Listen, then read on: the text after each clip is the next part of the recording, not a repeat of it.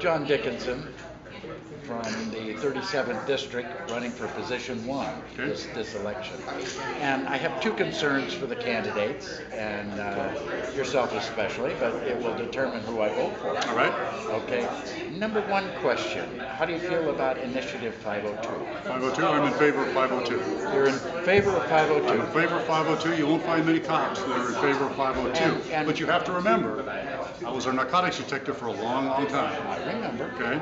And I know that the war on drugs hasn't worked. Has it failed? It has failed. Absolutely. Should we admit it failed and put an end to it? Well, we should certainly admit it failed. We should figure out another thing, what else we can do with all that money that we spent and are spending now.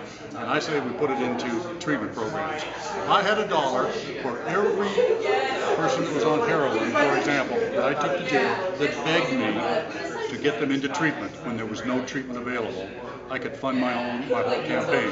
502, it's time to let the citizens of Washington State say enough is enough. And legalize marijuana and send a message to the federal government. It's time to get marijuana off the Schedule 1 list. So that's the other half of the question. All right. The other half of the question is when the feds come knocking on the door saying, well, we want you to disobey the citizens of the state of Washington. What do you tell them? The federal government has concurrent jurisdiction in King County. They can't tell me, they can't tell the local authorities what to do. They can do what they're going to do. He's the real deal. I'm sorry.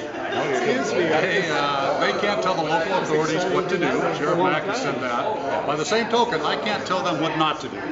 They're going to enforce what they're going to enforce as far as the drug laws are concerned. However, I'm convinced that once we legalize marijuana in the state of Washington, we're not going to have a real problem with the federal government over that issue. Okay, can we extend that legalization of this so-called harmless herb to other herbs? Other drugs? Herbs. Herbs. Things that grow in your garden. I don't know why we couldn't. Okay, that would include Jimson weed. Okay. I'm not familiar with that, but I'll take your word for it. Peyote. Okay.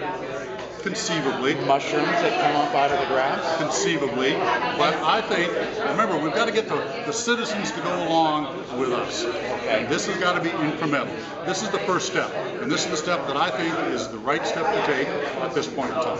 And I'm not going to go very much farther than that right now. Okay, Initiative 502 keeps throwing more money and more money and more money. It used to be $225 million. Now it's up to $2 billion that we can have for general fund and education, all this. Well, the figure Conceivably, if it's legal and we put an end to the war, why couldn't the governor, when she leaves, pardon everybody who's in jail at $30,000, $50,000 a year to the taxpayer? And there are probably quite a few thousands of them in jail for marijuana. Why couldn't she pardon those people unilaterally, complete pardon, and then the hundreds of millions of dollars can immediately be put into treatment or all these other things? Presumably she could. Okay. But she and I have a deal. I don't tell her how to run her business. She doesn't tell me how to run mine. Okay. Number two. You already went to number 2. This is actually number 3 or number 4. This is a third extension to number 1. All right. Number 2 is a totally different subject. Okay. That's very dear to my heart. All right. You were, and one